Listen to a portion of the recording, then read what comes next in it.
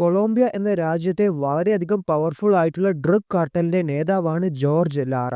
അദ്ദേഹത്തെ തൊടാൻ ആരും ധൈര്യപ്പെടില്ല. കാരണം അത്രത്തോളം ഹൈലി ട്രെയിൻഡ് ആയിട്ടുള്ള സെക്യൂരിറ്റീസും ബോഡി ഗാർഡ്സുമാണ് അദ്ദേഹത്തിന്റെ കൂടെയുള്ളത്. അദ്ദേഹത്തിന്റെ ഇഷ്ട വിനോദമാണ് സ്വിമ്മിംഗ്. അങ്ങനെ ഒരു ദിവസം പുറത്തുനിന്ന് വന്ന ജോർജ് തന്റെ വീട്ടിലെ സ്വിമ്മിംഗ് പൂളിൽ നിന്ന് നീന്തുകയാണ്. അദ്ദേഹം നീന്തുന്ന സമയത്ത് പോലും ഒരുപാട് ബോഡി ഗാർഡ്സ് സ്വിമ്മിംഗ് പൂളിന്റെ ചുറ്റും കാവൽ നിൽക്കുന്നുണ്ട്.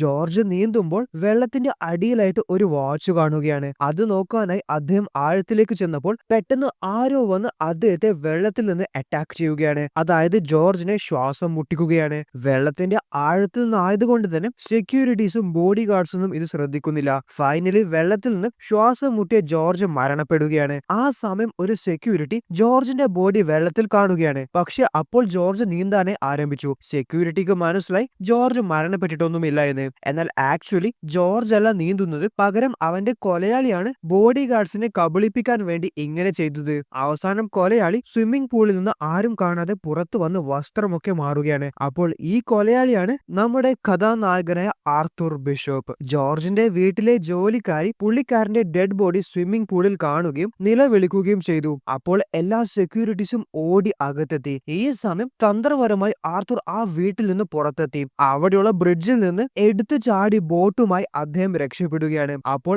ആർത്തൂർ ഒരു പ്രൊഫഷണൽ കില്ലറാണ്. പ്രൊഫഷണൽ എന്ന് പറയുമ്പോൾ highly skilled, highly trained, 100% professional. George എന്ന ഡ്രഗ് കാർട്ടൽ നേതാവിന്റെ മരണം വലിയ വാർത്തയായി. എന്നാൽ അതൊരു കൊലപാതകമാണ് എന്ന് ലോകത്തിന് മനസ്സിലായിട്ടില്ല. സ്വിമ്മിംഗ് പൂളിൽ നിന്ന് നീന്തുമ്പോൾ ഉണ്ടായ അപകട മരണമായിട്ടാണ് അതിനെ ലോകം കണ്ടത്. അപ്പോൾ ഇതാണ് ആർത്തൂറിന്റെ പ്രത്യേകത. അദ്ദേഹം വെറുതെ കൊല്ലുക മാത്രമല്ല ചെയ്യുന്നത്, പകരം ആ കൊലപാതകം ഒരു സാധാരണ മരണമായിട്ടും അദ്ദേഹം മാറ്റിയെടുക്കും. അത്രത്തോളം ബുദ്ധിപരമായിട്ടാണ് ആർത്തൂർ തന്റെ ജോലി ചെയ്യുന്നത്.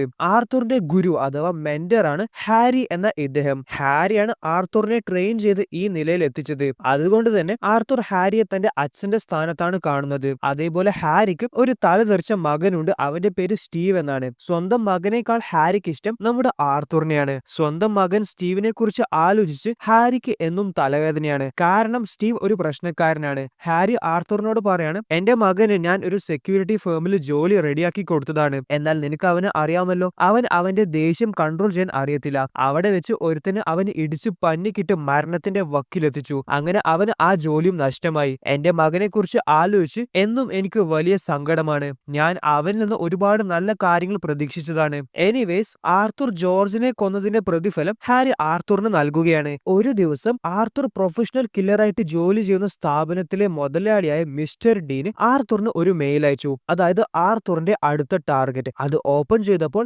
ആർത്തൂർ ശരിക്കും ഷോക്കായി. കാരണം ആർത്തൂറിന്റെ അടുത്ത ടാർഗറ്റ് വേറെ ആരുമല്ല, അദ്ദേഹത്തിന്റെ സ്വന്തം മെന്ററായ സ്വന്തം അച്ഛന്റെ സ്ഥാനത്ത് അദ്ദേഹം കാണുന്ന ഹാരിയാണ്. അപ്പോൾ തന്നെ ആർത്തൂർ മിസ്റ്റർ ഡീനെ കോൾ ചെയ്തു. എനിക്ക് താങ്കളെ നേരിൽ കാണണമെന്ന് പറഞ്ഞിട്ട്.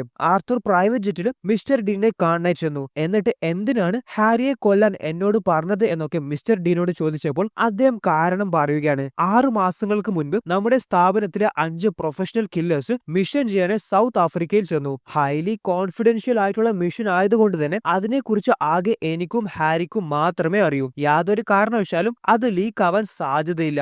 എന്നാൽ നമ്മുടെ 5 കില്ലേഴ്സും സൗത്ത് ആഫ്രിക്കയിൽ എത്തിയ വിവരം ടാർഗറ്റ്സ് അറിയുകയും അവർ ആ 5 പേരെ കൊന്നു കളയുകയും ചെയ്തു. കൊല്ലപ്പെട്ട സെബാസ്റ്റ്യൻ എന്ന ഇദ്ദേഹമായിരുന്നു ടീം ലീഡർ. സോ ഇത് ഒറ്റിക്കൊടുത്തത് ഹാരിയാണ്. അതിന് എന്താണ് തെളിവ് എന്ന് ആർത്തൂർ ചോദിച്ചപ്പോൾ മിസ്റ്റർ ഡീന് ഹാരിയുടെ ബാങ്ക് സ്റ്റേറ്റ്മെന്റ് കാണിച്ചു കൊടുക്കുകയാണ്. $20 മില്യൺ ഒരൊറ്റ ദിവസം കൊണ്ട് ഹാരിയുടെ അക്കൗണ്ടിൽ ക്രെഡിറ്റ് ആയത്. ആൻഡ് അതും സൗത്ത് ആഫ്രിക്കയിൽ നിന്നാണ് പണം വന്നത്. ഹാരി ഇങ്ങനെയൊരു ചതി കാണിക്കുമെന്ന് ഞാൻ ഒരിക്കലും പ്രതീക്ഷിച്ചിട്ടില്ല. എനിവേസ് അദ്ദേഹത്തെ കൊന്നേ മതിയാവും. കാരണം അത്രയും വലിയ നഷ്ടമാണ് അദ്ദേഹം ഇവിടെ വരുത്തി വെച്ചത്. പക്ഷെ തന്റെ സ്വന്തം ഗുരുവിനെ കൊല്ലാൻ ആർത്തൂർ തയ്യാറല്ല. അപ്പോൾ മിസ്റ്റർ ഡീൻ പറയാണ്, നിനക്ക് കൊല്ലാൻ മടിയാണെങ്കിൽ ഞാൻ വേറെ ആരെങ്കിലും വെച്ച് ഹാരിയെ കൊല്ലും, അല്ലാതെ എനിക്ക് വേറെ വഴിയില്ല. ഒരു ചതിയനെ കൊണ്ടു നടക്കേണ്ട കാര്യമൊന്നും എനിക്കില്ല. അന്ന് രാത്രി ഇതിനെക്കുറിച്ച് ആലോചിച്ചിട്ട് ആർത്തൂറിന് ഉറക്ക് കിട്ടുന്നേയില്ല. അടുത്ത ദിവസം ആർത്തൂർ ഹാരിയെ കോൾ ചെയ്തു. എന്നിട്ട് അദ്ദേഹത്തോട് എല്ലാ കാര്യങ്ങളും പറയുകയാണ്. എത്രയും പെട്ടെന്ന് ഓഫീസിൽ നിന്ന് രക്ഷപ്പെടണം. കാരണം മിസ്റ്റർ ഡീൻ താങ്കളെ കൊല്ലാനായി ആളുകളെ അയച്ചിട്ടുണ്ട്.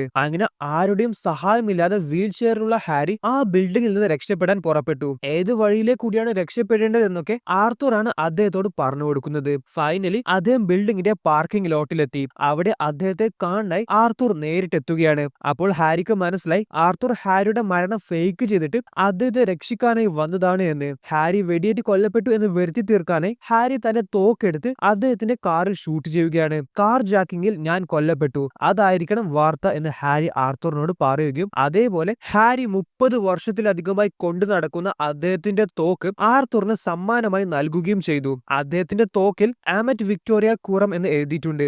ആ തോക്ക് വെച്ച് എന്തുകൊണ്ടാണ് താങ്കൾ എന്നെ കൊല്ലാത്തത് എന്ന് ആർത്തർ ചോദിച്ചപ്പോൾ ഞാൻ നിന്നെ കൊന്നെന്ന് വെച്ച് ഇവിടെ ഒന്നും സംഭവിക്കാനേ പോകുന്നില്ല, കാരണം എന്നെ കൊല്ലാൻ അവർ വേറെ ആളെ അയക്കുമെന്ന് എനിക്ക് ഉറപ്പാണ്. ആൻഡ് ഫൈനലി ആർത്തർ ഹാരിയെ വെടിവെച്ച് കൊല്ലുകയാണ്. ഹാരിയെ കൊന്നതിനു ശേഷം ആർത്തറിന് സമാധാനത്തോടെ ഉറങ്ങാനേ സാധിച്ചിട്ടില്ല, കാരണം അച്ഛന്റെ സ്ഥാനത്ത് കണ്ട ഒരു ബഹുമാനപ്പെട്ട വ്യക്തിയാണ് ആർത്തർ കൊന്നുകളഞ്ഞത്. ഹാരിയുടെ സംസ്കരണ ചടങ്ങിൽ പങ്കെടുക്കാനായി ചെന്ന ആർത്തർ അവിടെ വെച്ച് അദ്ദേഹത്തിന്റെ മകൻ സ്റ്റീവിനെ കാണുകയാണ്. നിന്റെ നഷ്ടത്തിന് ഞാൻ ഖേദം അറിയിക്കുന്നു എന്ന് ആർത്തർ പറഞ്ഞപ്പോൾ ഇത് എന്നേക്കാൾ വലിയ നഷ്ടം താങ്കൾക്കായിരിക്കും, കാരണം എന്റെ അച്ഛൻ എന്നേക്കാൾ ഇഷ്ടപ്പെട്ടത് താങ്കളെയാണ് എന്ന് ആർത്തറിനോട് സ്റ്റീവ് പറയുകയാണ്. എന്നെ ഒന്ന് എന്റെ അച്ഛന്റെ വീട് വരെ കൊണ്ടുവിടാമോ എന്ന് സ്റ്റീവ് ചോദിച്ചു. അങ്ങനെ അവര് രണ്ടുപേരും ഹാരിയുടെ വീട്ടിൽ ചെന്നു. അവിടെ ചുമരിൽ സ്റ്റീവിന്റെ അച്ഛന്റെയും മുത്തശ്ശന്റെയും മുതുമുത്തശ്ശന്റെ ഒക്കെ മിലിറ്ററി സർവീസ് മെഡൽസ് കാണാം. അത് നോക്കിയിട്ട് എനിക്ക് മാത്രം രാജ്യത്തെ സേവിക്കാൻ സാധിച്ചിട്ടില്ല എന്ന് സ്റ്റീവ് പറയുന്നൊക്കെയുണ്ട്. പക്ഷേ സ്റ്റീവ് ആൾ ദേഷ്യത്തിലുമാണ്, കാരണം തന്റെ അച്ഛന്റെ സ്വത്തൊന്നും തന്നെ സ്റ്റീവിന് കിട്ടാനായി പോകുന്നില്ല, എല്ലാം ബാങ്കുകാർ കൊണ്ടുപോകും, ഈ വീടടക്കം. ഹാരി തന്റെ സ്വത്തൊന്നും മകന്റെ പേരിൽ എഴുതി വെച്ചിട്ടില്ല. ടേബിളിൽ ഒരുപാട് ഗൺസ് കണ്ടപ്പോൾ എന്തിനാണ് ഇതൊക്കെ എന്ന് ആർത്തർ സ്റ്റീവിനോട് ചോദിച്ചു. എന്റെ അച്ഛനെ കൊന്ന ആ കാർ ജാക്കറിനെ കണ്ടെത്തി അവനെ കൊല്ലാൻ വേണ്ടിയാണ് എന്ന് സ്റ്റീവ് മറുപടി കൊടുത്തു. മിസ്റ്റർ ആർത്തർ, എനിക്ക് താങ്കളുടെ സഹായം വേണം. താങ്കൾ എന്റെ അച്ഛന്റെ കൊലയാളി ആരാണ് എന്ന് കണ്ടെത്താൻ എന്നെ സഹായിക്കണം. അപ്പോൾ അതിനൊന്നും മറുപടി കൊടുക്കാതെ ആർത്തർ അവിടുന്ന് ഇറങ്ങി പോകുമ്പോൾ സ്റ്റീവ് സങ്കടത്തോടെ ഒരു കാര്യം കൂടി ആർത്തറിനോട് പറയുന്നുണ്ട്. അതായത് നടക്കാൻ പോലും ആവാത്ത വീൽ ചെയറിൽ ഹാൻഡിക്യാപ്ഡ് ആയ ഒരു വൃദ്ധനെ കൊല്ലാൻ മാത്രം കണ്ണിച്ചോരയില്ലാത്തവൻ ആരായിരിക്കുമെന്ന്. അത് കേട്ടപ്പോൾ ആർത്തറിന് ശരിക്കും സങ്കടമായി. അന്ന് രാത്രി സ്റ്റീവ് അമിതമായി മദ്യപിക്കുകയും തോക്കെടുത്ത് വെടിവെച്ച് വീട്ടിലെ ഓരോ സാധനങ്ങളും നശിപ്പിക്കുകയുമാണ്. ശേഷം സ്റ്റീവ് ആ വീട് വിട്ടിറങ്ങി. എന്നിട്ട് അദ്ദേഹം കാറിലിരുന്ന് ഡ്രഗ്സ് ഉപയോഗിക്കുകയാണ്. ഈ സമയം ഒരുത്തൻ സ്റ്റീവിന്റെ കാറിന്റെ അടുത്ത് വന്നു. അവൻ എന്നിട്ട് സ്റ്റീവിനോട് പറയാണ്, അടിപൊളി കാറാണല്ലോ, എനിക്ക് ഈ കാർ ഒരുപാട് അങ്ങ് ഇഷ്ടപ്പെട്ടു, അതുകൊണ്ട് മോർണിംഗ് പുറത്തിറങ്ങിയ ഈ കാർ എനിക്ക് വേണം എന്നൊക്കെ അവന് സ്റ്റീവിന്റെ നേർക്ക് തോക്ക് ചൂണ്ടിയിട്ട് പറയുകയാണ്. അപ്പോൾ നമ്മൾക്ക് ഓൾറെഡി അറിയുന്ന കാര്യമാണ്, സ്റ്റീവ് അന്വേഷിക്കുന്നത് തന്റെ അച്ഛനെ കൊന്ന കാർ ജാക്കറിനെയാണ്. അപ്പോഴാണ് ഇവന്റെ വരവ്. സ്റ്റീവ് അവനെ തിരിച്ച് അറ്റാക്ക് ചെയ്തു. അതായത് അത്രയും ക്രൂരമായിട്ടാണ് സ്റ്റീവ് കാർ മോഷ്ടിക്കാൻ വന്നവനെ ഇടിച്ച് താഴെയിട്ടത്. അവന്റെ തോക്ക് കാണിച്ചിട്ട് സ്റ്റീവ് ചോദിക്കാണ്, അപ്പോൾ ഈ തോക്ക് കൊണ്ടാണല്ലേ നീ എന്റെ അച്ഛനെ കൊന്നത്? ഏയ് ഞാനല്ല എന്നൊക്കെ അവൻ പറയുന്നുണ്ട്. സ്റ്റീവ് ആ തോക്ക് വലിച്ചെറിഞ്ഞു. എന്നിട്ട് തന്റെ തോക്കെടുത്ത് അവനെ വെടിവെച്ച് കൊല്ലാനായി പോകുമ്പോൾ ആരോ വന്ന് സ്റ്റീവിനെ തടയുകയാണ്. അത് ആർത്തറാണ്. ആർത്തർ ആ കള്ളനെ പിടിച്ച് ജീവൻ വേണമെങ്കിൽ മര്യാദക്ക് ഇവിടുന്ന് സ്ഥലം വിട്ടു എന്ന് പറയുകയാണ്. ശേഷം ആർത്തർ സ്റ്റീവിനോട് പറയണം, കണ്ടവനെ കൊന്നിട്ട് മണ്ടത്തരം കാണിക്കാൻ നിൽക്കല്ലേ, അവനെ കാറിൽ പിടിച്ചു കയറ്റി മര്യാദക്ക് ഇവിടുന്ന് പോ എന്ന് ആർത്തർ സ്റ്റീവിനോട് പറഞ്ഞു. അടുത്ത ദിവസം സ്റ്റീവ് ആർത്തറിനെ കാണാനായി വന്നു. അതായത് എനിക്ക് താങ്കളുടെ ജോലി എന്താണ് എന്നറിയാം, എനിക്കും താങ്കളെ പോലെ ആവണം, എന്റെ അച്ഛനാണല്ലേ താങ്കളെ പരിശീലിപ്പിച്ചത്, അതുകൊണ്ട് താങ്കൾ എന്നെ കൂടി കൂടെ കൂട്ടണം. എന്നാൽ ആർത്തർ അതിന് തയ്യാറല്ല. രാത്രി ആർത്തർ സ്റ്റീവ് പറഞ്ഞ കാര്യം ആലോചിക്കുകയാണ്. എന്നിട്ട് ആർത്തർ സ്റ്റീവിനെ കോൾ ചെയ്തു. നാളെ രാവിലെ ഷാർപ്പ് 7 മണിക്ക് ആനിമൽ ഷെൽട്ടറിൽ എത്താനായി പറയുകയാണ്. നമ്മൾ എന്തിനാണ് ഇവിടെ വന്നത് എന്ന് സ്റ്റീവ് ചോദിച്ചപ്പോൾ 1 വയസ്സിന് താഴെയുള്ള ഒരു ചിവാഹുവ ഡോഗ് ബ്രീഡിനെ കണ്ടെത്ത് നിനക്ക് വളർത്താൻ. അങ്ങനെ അവര് ഒരു ചിവാ ഡോഗിനെ സ്റ്റീവിന് വേണ്ടി അഡോപ്റ്റ് ചെയ്തു. ആർത്തർ പറയണം, നിന്നെ ഞാൻ പരിശീലിപ്പിക്കാം, പക്ഷെ ആദ്യം നീ നിന്റെ മൈൻഡ് സെറ്റ് പൂർണ്ണമായും ചേഞ്ച് ചെയ്യേണ്ടതായി വരും. പ്രതികാരം ചെയ്യണമെന്ന് വെച്ച് ഇന്നലെ രാത്രി കാണിച്ച പോലത്തെ മണ്ടത്തരങ്ങൾ കാണിച്ചു കൂട്ടിയാലും ഒന്നെങ്കിൽ ജീവിതം അവസാനിക്കും, അല്ലെങ്കിൽ ജീവിതകാലം മുഴുവനും ജയിലിൽ കിടക്കേണ്ടി വരും. ആർത്തർ പോകുമ്പോൾ സ്റ്റീവിനോട് പറയണം, ഡോഗിനെ നന്നായി വളർത്തണം, നിന്റെ ബെസ്റ്റ് ഫ്രണ്ട് ആക്കി മാറ്റണം, നാളെ രാവിലെ ഷാർപ്പ് 11 മണിക്ക് എന്നെ കാണാനായി നീ വരണം. അടുത്ത ദിവസം ആർത്തർ സ്റ്റീവിന് കൊടുത്ത ടാസ്ക് ഡെയിലി ഒരേ കോഫി ഷോപ്പിൽ ഡോഗിനെ കൂട്ടിച്ചെന്ന് ബ്ലാക്ക് കോഫി ഓർഡർ ചെയ്ത് കുടിക്കാനാണ്. അടുത്ത 3 ആഴ്ച ഡെയിലി ഇതായിരിക്കണം സ്റ്റീവിന്റെ റൂട്ടീൻ. അതേപോലെ ഷാർപ്പായിട്ട് ഷൂട്ട് ചെയ്യാനൊക്കെ സ്റ്റീവിനെ ആർത്തർ ട്രെയിൻ ചെയ്യുന്നുണ്ട്. സ്റ്റീവിന്റെ അച്ഛന്റെ വീട് ബാങ്കുകാർ കയ്യിലാക്കി. അപ്പോൾ സ്റ്റീവിന് താമസിക്കാനായി ആർത്തർ താമസ സ്ഥലം നൽകി. അവിടെ വെച്ച് ആർത്തർ 2 വർഷമായി ബിൽഡ് ചെയ്യുന്ന കാർ സ്റ്റീവ് കാണുന്നുണ്ട്. ഇത് ബിൽഡ് ചെയ്ത് കഴിഞ്ഞാൽ എനിക്ക് റൈഡ് ചെയ്യാൻ തരണമെന്ന് സ്റ്റീവ് പറഞ്ഞപ്പോൾ പറ്റത്തില്ല എന്നായിരുന്നു ആർത്തറിന്റെ മറുപടി. അടുത്ത ദിവസം സ്റ്റീവിനെ കൂട്ടി ഒരു ഇല്ലീഗൽ വെപ്പൺ ഡീലറിനെ കാണാനായി ആർത്തർ ചെല്ലുകയാണ്. അവിടെ വെച്ച് അവനുമായി ആർത്തർ ഒരു ഡീല് സംസാരിച്ചു. അവന് പറഞ്ഞ കാശ് ആർത്തർ അവന് നൽകുകയും ചെയ്തു. ഈ സമയം ആർത്തർ ബെൽറ്റ് വെച്ച് കഴുത്തിനേരിക്ക് അവനെ കൊന്നു കളയുകയാണ്. കൊലപാതകം ചെയ്തു കഴിഞ്ഞതിന് ശേഷം അതൊരു ആത്മഹത്യ രണ്ടാമത്തെ പോലെ ആർത്തർ വരുത്തി വെക്കുകയും ചെയ്തിട്ടുണ്ട്. ആർത്തറിന്റെ വീട്ടിലെ ടിവിയുടെ പുറകിൽ ഒരു ബോർഡ് ഉണ്ട്. അവിടെയാണ് ടാർഗറ്റിനെ കുറിച്ചുള്ള അന്വേഷണങ്ങൾ എല്ലാം സ്റ്റിക്ക് ചെയ്യുന്നത്. അവൻ ആരായിരുന്നു എന്നൊക്കെ സ്റ്റീവ് ചോദിച്ചപ്പോൾ കാശ് കൊടുത്താൽ ആർക്കും ആയുധങ്ങൾ വിൽക്കുന്ന ഇല്ലീഗൽ വെപ്പൺ ഡീലർ ആയിരുന്നു അവൻ. സ്റ്റീവിന് ഒരു ഫയൽ നൽകിയിട്ട് ആർത്തർ പറയാണ്, ഇതാണ് നിന്റെ ഫസ്റ്റ് മിഷൻ. അപ്പോൾ ആ ഫയലുള്ള ആളുടെ ഫോട്ടോ കണ്ടപ്പോൾ തന്നെ സ്റ്റീവ് പറയാണ്, ഇയാളെ ഞാൻ ഡെയിലി കോഫി ഷോപ്പിൽ നിന്ന് കാണാറുണ്ട്. അതിന് തന്നെയാണ് നിന്നോട് കഴിഞ്ഞ 3 ആഴ്ച നിന്നോട് ഞാൻ ആ കോഫി ഷോപ്പിൽ ഒരേ സമയത്ത് പോകാനായി പറഞ്ഞത്. മിസ്റ്റർ ഫിഞ്ച് എന്ന ഇദ്ദേഹം ഒരു മണി ലോണ്ടറർ ആണ്. രാജ്യത്തെ പല കള്ളനോട്ടും അദ്ദേഹമാണ് മാനേജ് ചെയ്യുന്നത്. എല്ലാ ദിവസവും അവൻ ഒരേ സമയം കോഫി കുടിക്കാനായി ആ സെയിം കോഫി ഷോപ്പിൽ എത്തും. അവന് 2 വീക്ക്നെസ് ഉണ്ട്. ഒന്നാമത്തത് അവന് ചിവാവ ഡോഗ്സിനെ ഭയങ്കര ഇഷ്ടമാണ്. ആൻഡ് രണ്ടാമത്തത് അവന് ചെറുപ്പക്കാരും പയ്യന്മാരെയും ഇഷ്ടമാണ്. അതായത് മിസ്റ്റർ ഫിഞ്ച് ഒരു ഗേ ആണ്. സോ നിന്നോട് ഉറപ്പായും ഒരിക്കൽ അവൻ സംസാരിക്കാനായി വരും. നിന്നെ രാത്രി ബാറിലേക്ക് ക്ഷണിക്കും. അവനെ കൊല്ലാനുള്ള പോയിസൺ ആർത്തർ സ്റ്റീവിന് നൽകുകയാണ്. ആർത്തർ സ്റ്റീവിനോട് എടുത്തു പറയുന്ന ചില കാര്യങ്ങളുണ്ട്. ആദ്യം തന്നെ ആർത്തർ പറഞ്ഞത് അവനെ ബാറിൽ വെച്ച് തന്നെ കൊല്ലണം. അതേപോലെ കൊലപാതകം ചെയ്യുമ്പോൾ ക്ലീൻ ആയിരിക്കണം. അവിടെ വെച്ച് വലിയ പ്രശ്നമുണ്ടാക്കാൻ നിൽക്കരുത്.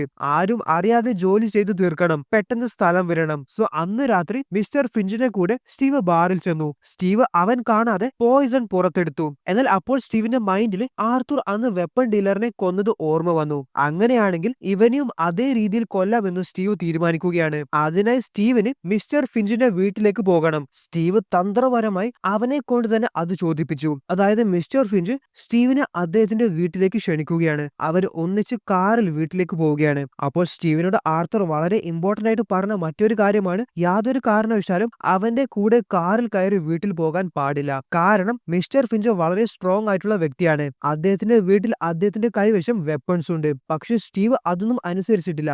സ്റ്റീവ് മിസ്റ്റർ ഫിഞ്ചിന്റെ കൂടെ അവന്റെ ബെഡ്റൂം വരെ പോയി. എന്നിട്ട് സ്റ്റീവ് അന്ന് ആർത്തർ വെപ്പൺ ഡീലറിനെ കൊന്നതുപോലെ മിസ്റ്റർ ഫിഞ്ചിന്റെ കഴുത്തിൽ ബെൽറ്റ് ഞെരുക്കി കൊല്ലാനായി ശ്രമിക്കുകയാണ്. എന്നാൽ പണിപാളി. മിസ്റ്റർ ഫിഞ്ച് സ്റ്റീവിനെ തിരിച്ച് അറ്റാക്ക് ചെയ്തു. ആൻഡ് അത് വലിയ ഒരു ഫൈറ്റ് സീനാണ്. സ്റ്റീവിന് സാരമായ പരിക്കുകൾ ഏൽക്കുന്നുണ്ട്. എന്നാൽ ഫൈനലി സ്റ്റീവ് അവനെ കത്തി കൊണ്ട് കുത്തിക്കൊന്നു. ക്ലീൻ ആയിട്ട് ചെയ്യണമെന്ന് ആർത്തർ പറഞ്ഞെങ്കിലും സ്റ്റീവ് അത് വലിയ പ്രശ്നമാക്കിയിട്ടാണ് ആ കൊലപാതകം ചെയ്തത്.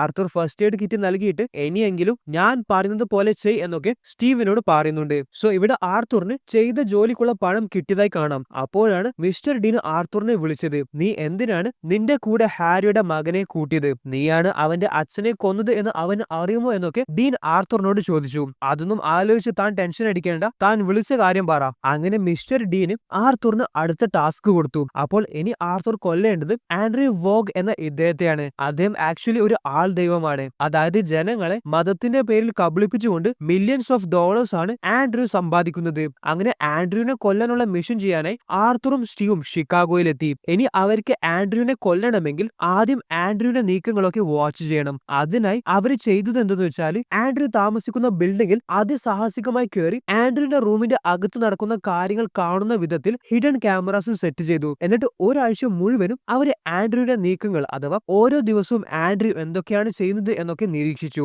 ആൻഡ് ഫൈനലി ഇന്നാണ് അവര് ആൻഡ്രൂവിനെ കൊല്ലാനായി പോകുന്ന ദിവസം. അദ്ദേഹത്തിന്റെ റൂമിൽ എത്തിപ്പെടാൻ അവര് ബിൽഡിംഗിൽ വയറിംഗ് ചെയ്ത ഭാഗത്തെ കൂടിയാണ് പോകുന്നത്. അവിടെയുള്ള ചെറിയ ഒരു ഹോളിലെ കൂടി അവർ ക്യാമറ സെറ്റ് ചെയ്ത് വാച്ച് ചെയ്യുകയാണ്. അപ്പോൾ ഇന്ന് ആൻഡ്രൂ ഒരു ട്രീറ്റ്മെന്റ് ചെയ്യുന്ന ദിവസമാണ്. ഡോക്ടർ മെഡിക്കേഷൻ നൽകിയതിനു ശേഷം പുറത്തേക്ക് പോവുകയാണ്. അദ്ദേഹം തിരിച്ചു വരുന്നതിന് മുൻപായിട്ട് അവരുടെ ജോലി ചെയ്തു തീർക്കണം. അവിടെയുള്ള മിറർ അഴിച്ചു മാറ്റി അവര് ആൻഡ്രൂവിന്റെ റൂമിലെത്തി. എന്നിട്ട് അവര് രണ്ടുപേരും കൂടി ആൻഡ്രൂവിനെ ശ്വാസം മുട്ടിച്ച് കൊന്നു കളഞ്ഞു. ജോലി തീർത്ത് അവര് വീണ്ടും മിററിന്റെ അകത്തേക്ക് തന്നെ കയറി. ഡോക്ടർ വന്ന് നോക്കിയപ്പോൾ കാണുന്നത് ആൻഡ്രൂ മരണപ്പെട്ടതാണ്. അദ്ദേഹം ആൻഡ്രൂവിന്റെ ഗാർഡ്സിനൊക്കെ വിളിച്ചു വരുത്തി. ഈ സമയം നമ്മുടെ സ്റ്റീവിന് ചെറിയ ഒരു അബദ്ധം പറ്റി. അദ്ദേഹത്തിന്റെ കാല് തട്ടി ഒരു നട്ട് അവിടെ താഴെ വീണു പോവുകയാണ്. അത് കണ്ട് സംശയം തോന്നിയ ഒരു ഗാർഡ് ആ മിററിന്റെ അടുത്ത് വന്നു. സോ ഇനി വേറെ വഴിയില്ല, അവിടെ അവരെ അറ്റാക്ക് ചെയ്താലേ ഇവർക്ക് രണ്ടുപേർക്കും രക്ഷപ്പെടാൻ കഴിയൂ. ആ ഗാർഡിനെ സ്റ്റീവ് മിററിന്റെ അകത്തുനിന്ന് പുറത്തേക്ക് വെടിവെച്ച് കൊന്നു കളഞ്ഞു. പിന്നീട് അവിടെ വലിയ ഒരു ഷൂട്ട് ഔട്ട് നടക്കുകയാണ്. അവരെയൊക്കെ തിരിച്ച് അറ്റാക്ക് ചെയ്ത് അതിസാഹസികമായിട്ട് ആർത്തറും സ്റ്റീവും ആ ബിൽഡിംഗിൽ നിന്ന് രക്ഷപ്പെട്ടു. അവിടെ വെച്ച് ആർത്തർ സ്റ്റീവിനോട് എയർപോർട്ടിൽ ചെന്ന് ഫ്ലൈറ്റ് അറേഞ്ച്മെന്റ്സ് ചെയ്യാനായി പറയുകയാണ്. നമ്മൾ രണ്ടുപേരും ഇനി വീട്ടിൽ വെച്ച് മീറ്റ് ചെയ്താൽ മതിയെന്നും ആർത്തർ പറയുന്നുണ്ട്.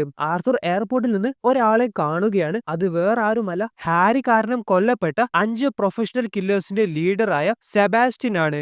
അവനെ കണ്ടപ്പോൾ ആർത്തർ ഷോക്കായി. സെബാസ്റ്റ്യൻ കാണാതെ ആർത്തർ സെബാസ്റ്റ്യനെ ഫോളോ ചെയ്തു. അദ്ദേഹം ഒരു ബസ്സിൽ കയറിയപ്പോൾ അതേ ബസ്സിൽ ആർത്തറും കയറുകയാണ്. വിളിക്കുകയാണ്. എന്നിട്ട് ആർത്തർ സെബാസ്റ്റ്യനോട് സംസാരിക്കാനും ചെന്നു. കേപ്പ് ടൗണിൽ വെച്ച് എന്താണ് നടന്നത്? മരിച്ച നീ എങ്ങനെയാണ് ഇപ്പോൾ ജീവിക്കുന്നത്? നിന്റെ 4 ടീംമേറ്റ്സ് എവിടെ? എനിക്ക് എല്ലാ സത്യങ്ങളും അറിയണം. അപ്പോൾ സെബാസ്റ്റ്യൻ എല്ലാ സത്യങ്ങളും തുറന്നു പറയുകയാണ്. മിസ്റ്റർ ഡീൻ അദ്ദേഹത്തിന് വലിയ തുകയാണ് നൽകിയത്. തന്റെ സ്വന്തം 4 ടീംമേറ്റ്സിനെ കൊന്നിട്ട് സ്വന്തം മരണം ഫേക്ക് ചെയ്യാൻ വേണ്ടി. കമ്പനിയിൽ അദ്ദേഹം ചെയ്യുന്ന ചില അഴിമതികൾ ഹാരിക്ക് സംശയമുണ്ടായിരുന്നു. അതുകൊണ്ടാണ് മിസ്റ്റർ ഡീൻ ഹാരിയെ കൊല്ലാൻ തീരുമാനിച്ചത്. അതേപോലെ സെബാസ്റ്റ്യൻ ആർത്തറിനോട് പറയണം, നിനക്ക് ഇപ്പോൾ വിഷമം ഹാരിയെ കൊന്നതിനല്ല, നിന്നെ മിസ്റ്റർ ഡീൻ ഒരു മണ്ടനാക്കി കബളിപ്പിച്ചത് കൊണ്ടാണ് അല്ലെ? ഇതേ സമയം സെബാസ്റ്റ്യൻ തന്റെ ട്രോളി ബാഗിൽ നിന്ന് ഹാൻഡിൽ അയക്കുന്നത് കാണാം. അത് ആക്ച്വലി ആയുധമാണ്. അത് വെച്ച് സെബാസ്റ്റ്യൻ ആർത്തറിനെ കൊല്ലാനായി ശ്രമിച്ചു. എന്നാൽ ആർത്തർ വളരെ സിമ്പിൾ ആയിട്ട് അത് ബ്ലോക്ക് ചെയ്തു. അവർ ബസിന്റെ അകത്ത് വെച്ച് ഫൈറ്റ് ചെയ്തു. സെബാസ്റ്റ്യനെ അടിച്ച് ബസിന്റെ പുറത്തേക്ക് ആർത്തർ എറിഞ്ഞപ്പോൾ ഒരു കാർ വന്ന് സെബാസ്റ്റ്യനെ ഇടിച്ചു. അങ്ങനെ സെബാസ്റ്റ്യൻ മരണപ്പെട്ടു.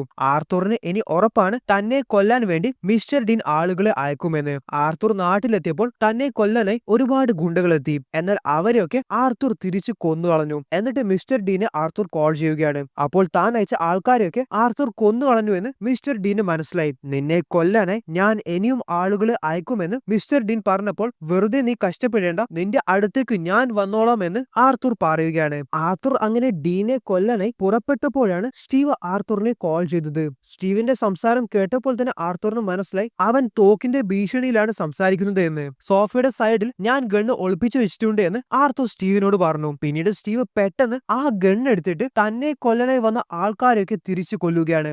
ആർത്തർ അവിടെ എത്തിയപ്പോൾ തന്നെ സ്റ്റീവ് ആർത്തറിനോട് ചോദിക്കാണ്, ഇവരൊക്കെ ആരാണ് എന്ന്. മിസ്റ്റർ ഡീന്റെ ആൾക്കാരാണ് ഇവരൊക്കെ. അദ്ദേഹമാണ് നിന്റെ അച്ഛന്റെ മരണത്തിന്റെ കാരണക്കാരൻ. നീ പെട്ടെന്ന് ആവശ്യമുള്ള സാധനങ്ങളൊക്കെ പാക്ക് ചെയ്യും. നമ്മൾക്ക് എത്രയും പെട്ടെന്ന് ഇവിടുന്ന് സ്ഥലം വിടണം. അങ്ങനെ ഗാരേജിലുള്ള ആവശ്യമുള്ള സാധനങ്ങളൊക്കെ സ്റ്റീവ് എടുക്കുമ്പോഴാണ് സ്റ്റീവ് ആ തോക്ക് കാണുന്നത്. അതായത് തന്റെ അച്ഛന്റെ തോക്ക്. ആ തോക്ക് കണ്ടപ്പോൾ തന്നെ സ്റ്റീവിന് മനസ്സിലായി തന്റെ അച്ഛനെ കൊന്നത് ആർത്തർ ആണ് എന്ന്. എന്നാൽ അതിനെക്കുറിച്ച് ആർത്തറിനോട് ചോദിക്കാനോ സംസാരിക്കാനോ ഒന്നും സ്റ്റീവ് നിന്നിട്ടില്ല. കാരണം അവരുടെ ഇപ്പോഴത്തെ ലക്ഷ്യം മിസ്റ്റർ ഡീനെ കൊല്ലുക എന്നതാണ്. സോ ഇവിടെ മിസ്റ്റർ ഡീന്റെ ഓഫീസിലേക്ക് ആർത്തർ കോൾ ചെയ്തു. മിസ്റ്റർ ഡീന് പറയാണ്, നീ ഇത് വിട്ടാൽ നിന്നെയും ഞാൻ വിടാം. അത് നമ്മൾ 2 കൂട്ടർക്കും ഉപകാരപ്പെടും. അപ്പോൾ നിനക്ക് നിന്റെ വഴി, എനിക്ക് എന്റെ വഴി. എന്നാൽ ആർത്തർ അത് അങ്ങനെ വിടാൻ തയ്യാറല്ല. മിസ്റ്റർ ഡീൻ ആർത്തറിനോട് പറയാണ്, എടാ നിനക്കറിയോ എന്റെ ശക്തി എത്രത്തോളമാണ് എന്ന്? നിനക്ക് എന്റെ രോമത്തിൽ പോലും തൊടാൻ കഴിയത്തില്ല. അപ്പോൾ ആർത്തർ പറയാണ്, നിന്റെ രോമത്തിൽ തൊടാൻ കഴിയോ ഇല്ലയോ എന്ന് നമുക്ക് ഇപ്പോൾ നോക്കാം. ഞാൻ ഇവിടെ തന്നെയുണ്ട്. അപ്പോൾ മിസ്റ്റർ ഡീന് ടെലിഫോൺ നോക്കിയപ്പോൾ കോൾ വന്നത് ഇതേ ബിൽഡിംഗിൽ നിന്ന് തന്നെയാണ്. അതായത് ആർത്തർ ഈ ബിൽഡിംഗിൽ എവിടെയുണ്ട്. മിസ്റ്റർ ഡീന് തന്റെ ആൾക്കാരോടൊക്കെ ഒച്ചത്തിൽ ആർത്തർ ഇവിടെ എത്തിയിട്ടുണ്ട് എന്ന് പറയുകയാണ്. മിസ്റ്റർ ഡീന് മനസ്സിലായി എത്രയും പെട്ടെന്ന് സ്ഥലം വിടണം, അല്ലെങ്കിൽ ആർത്തർ തന്നെ കൊല്ലുമെന്ന്. അങ്ങനെ മിസ്റ്റർ ഡീന് ബോഡി ഗാർഡ്സിന്റെ പ്രൊട്ടക്ഷനിൽ ആ ബിൽഡിംഗിൽ നിന്ന് രക്ഷപ്പെടുകയാണ്. ആർത്തർ കാറിൽ നിന്ന് ക്യാമറാസിലെ കൂടി ഡീൻ എവിടത്തേക്കാണ് പോകുന്നത് എന്ന് വാച്ച് ചെയ്യുകയാണ്. ഇനി സ്റ്റീവ് ആണെങ്കിൽ ഒരു ബസ് തടഞ്ഞ് ആ ബസ്സിലെ ആൾക്കാരുടെ നേരെ തോക്ക് ചൂണ്ടി എല്ലാവരെയും ഇറക്കി വിട്ടു. എന്നിട്ട് ആ ബസ്സുമായി സ്റ്റീവ് പുറപ്പെട്ടു. ബോഡി ഗാർഡ്സിന്റെ കാറിലേക്ക് വളരെ വേഗത്തിൽ വന്ന് ആർത്തർ ക്രാഷ് ചെയ്യുകയും പിന്നീട് തോക്കെടുത്ത് അവരെയൊക്കെ വെടിവെച്ച് കൊല്ലുന്ന സീനാണ് നമ്മൾ ഇവിടെ കാണുന്നത്. സ്റ്റീവ് ആണെങ്കിൽ ബസ് വളരെ വേഗത്തിൽ വിട്ട് ബോഡി ഗാർഡ്സിന്റെ കാറൊക്കെ ഇടിച്ച് തകർക്കുന്നുണ്ട്. പക്ഷേ ഡീന്റെ കാർ ബുള്ളറ്റ് പ്രൂഫ് ആണ്. അതിൽ വെടിവെക്കുന്നുണ്ടെങ്കിൽ കൂടി ഡീന് ഒന്നും സംഭവിക്കുന്നില്ല. എന്നാൽ ആർത്തർ ഒരു ട്രക്കുമായി വന്ന് ഡീന്റെ കാർ ക്രാഷ് ചെയ്തു. ക്രാഷ് ആയ കാറിൽ നിന്ന് ചോരയിൽ കുളിച്ച മിസ്റ്റർ ഡീൻ പുറത്തേക്ക് വരികയാണ്. സ്റ്റീവും ആർത്തറും മിസ്റ്റർ ഡീനെ തുരുതുരാ വെടിവെച്ച് കൊന്നുകളഞ്ഞു. അങ്ങനെ അവരുടെ മിഷൻ പൂർത്തിയായി. ഇനി എന്താണ് അടുത്ത പ്ലാൻ എന്ന് സ്റ്റീവ് ചോദിച്ചപ്പോൾ, പുതിയ ഐഡീസ് നിർമ്മിച്ച് ഈ നാട് വിടണം എന്ന് ആർത്തർ പറയുകയാണ്. അപ്പോൾ താങ്കളുടെ കൂടെ എന്നാൽ ഞാനും വരുന്നുണ്ട് എന്ന് സ്റ്റീവ് പറയുകയാണ്. ഈ സമയം സ്റ്റീവ് ബാക്ക് സീറ്റിൽ നിന്ന് വെള്ളം എടുക്കുകയാണ്. അപ്പോൾ സ്റ്റീവിന്റെ കോട്ടിൽ ഹാരിയുടെ തോക്കുള്ളതായി ആർത്തർ കണ്ടു. അങ്ങനെ താനാണ് തന്റെ അച്ഛന്റെ കൊലയാളി എന്ന് സ്റ്റീവ് മനസ്സിലാക്കിയത് ആർത്തറിന് മനസ്സിലായി. അവര് കാറിൽ ഫ്യൂൽ അടിക്കാൻ ഫ്യൂൽ സ്റ്റേഷനിൽ ചെന്നു. ആർത്തർ വണ്ടിയിൽ തന്നെ ഇരിക്കുകയാണ്. സ്റ്റീവ് ആണ് പുറത്തുനിന്ന് വണ്ടിയിൽ ഫ്യൂൽ അടിക്കുന്നത്. പക്ഷെ ഇവിടെ സ്റ്റീവ് എന്താണ് ചെയ്തത് എന്ന് വെച്ചാൽ ഫ്യൂൽ ടാങ്കിൽ അടിക്കാതെ അത് കാറിൽ നിന്ന് പുറത്തേക്ക് ലീക്ക് ആക്കുകയാണ്. എന്നിട്ട് സ്റ്റീവ് ദൂരത്തേക്ക് നടക്കുകയാണ്. ഇതൊക്കെ കാറിൽ നിന്ന് മിററിലേക്ക് കൂടി ആർത്തർ കാണുന്നുണ്ട്. ആർത്തറിനെ കൊല്ലാൻ വേണ്ടി സ്റ്റീവ് ദൂരെ നിന്ന് കാറിലേക്ക് വെടിവെച്ചു. അങ്ങനെ പൊട്ടിത്തെറി ഉണ്ടാവുകയും നമ്മുടെ കഥാനായകൻ ആർത്തർ കൊല്ലപ്പെടുകയും ചെയ്തു. ആർത്തറിനെ കൊന്നതിന് ശേഷം സ്റ്റീവ് ആർത്തറിന്റെ വീട്ടിൽ ചെന്നു. ആർത്തർ ബിൽഡ് ചെയ്ത കാർ എടുക്കാൻ വേണ്ടി. അങ്ങനെ ആ കാർ സ്റ്റാർട്ട് ചെയ്ത് സ്റ്റീവ് പോകുമ്പോൾ കാറിന്റെ പാസഞ്ചർ സീറ്റിൽ ഒരു ലെറ്റർ സ്റ്റീവ് കണ്ടു. അത് എന്താണ് എന്ന് സ്റ്റീവ് നോക്കിയപ്പോൾ അതിൽ ആർത്തറിന്റെ ഒരു കത്താണ്. സ്റ്റീവ്, നീ ഇത് വായിക്കുന്നുണ്ടെങ്കിൽ നീ മരണപ്പെട്ടു. അങ്ങനെയാണ് ആ കത്തിൽ എഴുതിയിട്ടുള്ളത്. അങ്ങനെ ആ കാർ പൊട്ടിത്തെറിച്ച് സ്റ്റീവ് മരണപ്പെടുകയാണ്. അതായത് ആർത്തർ എല്ലാം മുൻകൂട്ടി കണ്ട് ആ കാറിൽ ബോംബ് സെറ്റ് ചെയ്തിട്ടുണ്ടായിരുന്നു. ഉണ്ടായിരുന്നു. സോ ഫ്യൂൽ സ്റ്റേഷനിൽ എന്താണ് നടന്നത് എന്ന് ഓഫീസർ CCTV നോക്കിയപ്പോൾ അവർക്ക് കാണാൻ കഴിഞ്ഞത് ആർത്തറിന്റെ കാർ പൊട്ടിത്തെറിക്കുന്നതിന് സെക്കൻഡുകൾക്ക് മുൻപായിട്ട് ആർത്തർ കാറിൽ നിന്ന് ഇറങ്ങി രക്ഷപ്പെട്ടിട്ടുണ്ടായിരുന്നു. അതായത് നമ്മുടെ കഥാനായകൻ ആർത്തർ ബിഷപ്പ് മരണപ്പെട്ടിട്ടില്ല. അദ്ദേഹം മറ്റൊരു കാറുമായി നാട് വിട്ടു. ഇവിടെയാണ് കഥ അവസാനിക്കുന്നത്.